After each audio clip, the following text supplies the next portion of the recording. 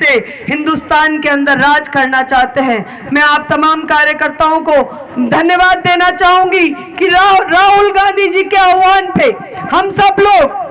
डोटासरा जी के आह्वान पे सोनिया जी और राहुल जी के संघर्ष के साथ में आज पूरे देश का कांग्रेस का कार्यकर्ता हर प्रदेश के अंदर ईडी के दफ्तर के बाहर इसी तरह से बैठा है और हम ये गुलामी की जिंदगी जीना नहीं चाहते।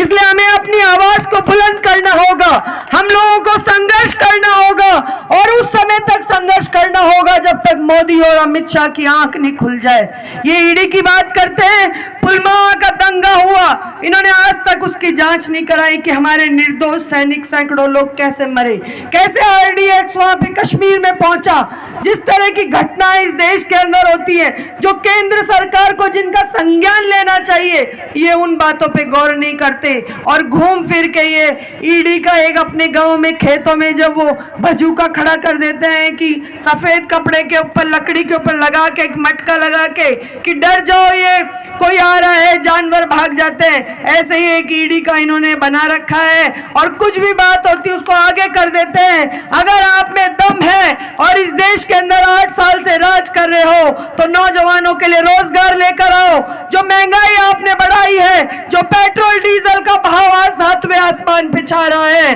जो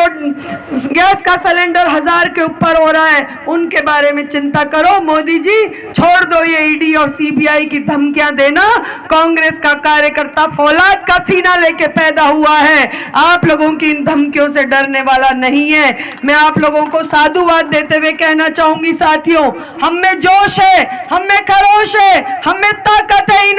सांप्रदायिक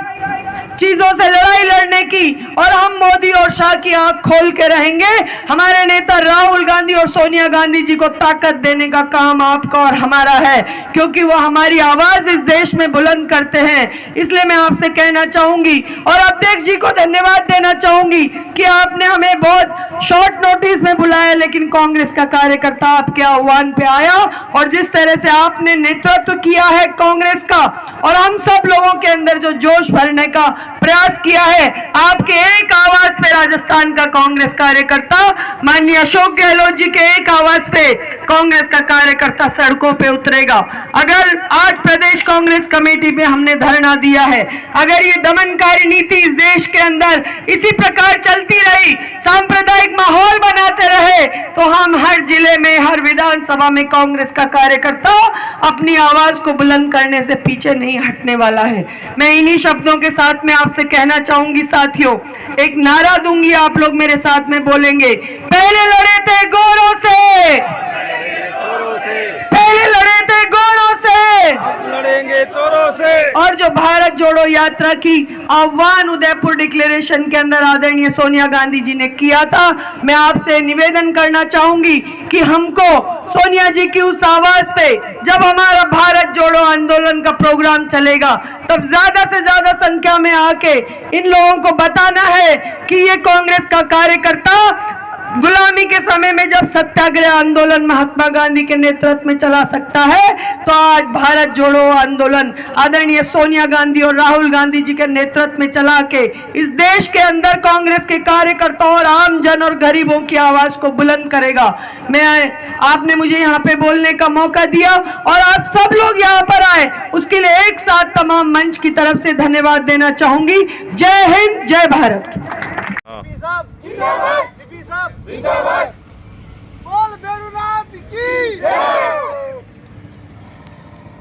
तो आप तो अभी देख रहे हैं कलेक्टर के हैं, लेकिन मैं तो कह रहा हूँ पूरे शहर में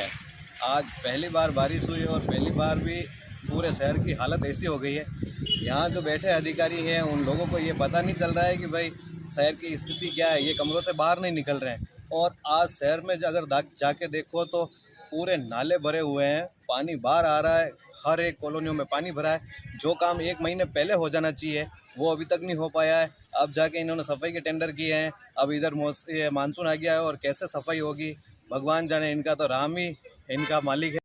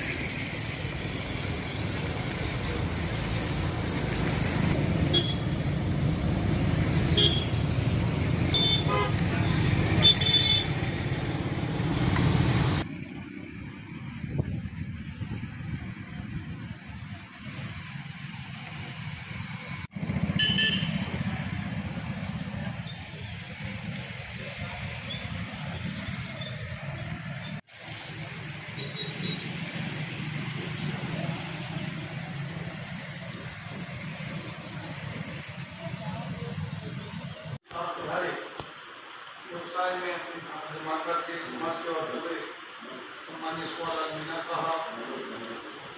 पार्षद भाई रोहित जी, पार्षद भाई किटी जी, सम्मानित किटी साहब, भाई मीना जी, इस सदन में आए तमाम जनप्रतिनिधि साहिबान,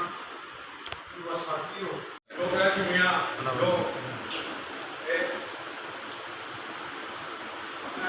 पहले राष्ट्र पंचायत था, अभी मेरा पंचायत का कार्यरत है। हमारे बीच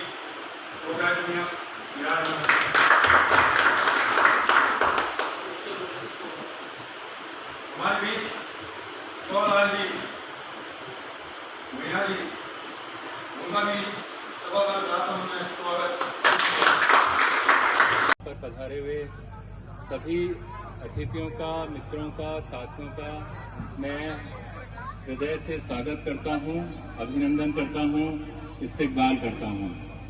साथियों, यकीन मानिए आप सब ने आज यहाँ पे आके जश्न जतन की रौनक को बढ़ा दिया है और साथ ही इस बात को भी पुख्ता किया है कि रिश्तों की यही खूबी होती है कि हम सब आपस में एक साथ बंधे हुए हैं। तो बहुत अच्छा लगा आप सबको आज देखकर और हमारा जश्न जतन सार्थक हो गया क्योंकि आप हमारे साथ यहाँ पे हमारी खुशियों के भागीदार बनने के लिए शरीक हुए हैं। साथियों, नौशाद साहब की चंद पंक्तियों के साथ अपनी बात शुरू करना चाहूंगा। नौशाद साहब कहते हैं कि अभी साजे दिल के तराने बहुत हैं, अभी जिंदगी के बहाने बहुत हैं, डरे गैर पर भीख मांगो न फन की, जब अपने ही घर में खजाने बहुत हैं। तो मुझे लगता है साथियों कि जश्न जतन जैसे आयोजन के पीछे कुछ इसी तरह की सोच काम करती है कि हमारे घर में चाहे गुजरात हो, चाहे महाराष्ट्र हो, चाहे पंजाब हो, चाहे राजस्थान हो, इन संस्कृति में इतना कुछ सीखने के लिए है, तो क्यों नहीं पहले इनसे सीखा जाए, उसके बाद अन्य संस्कृति की ओर दौड़ा जाए। तो हमारी कोशिश रहती है कि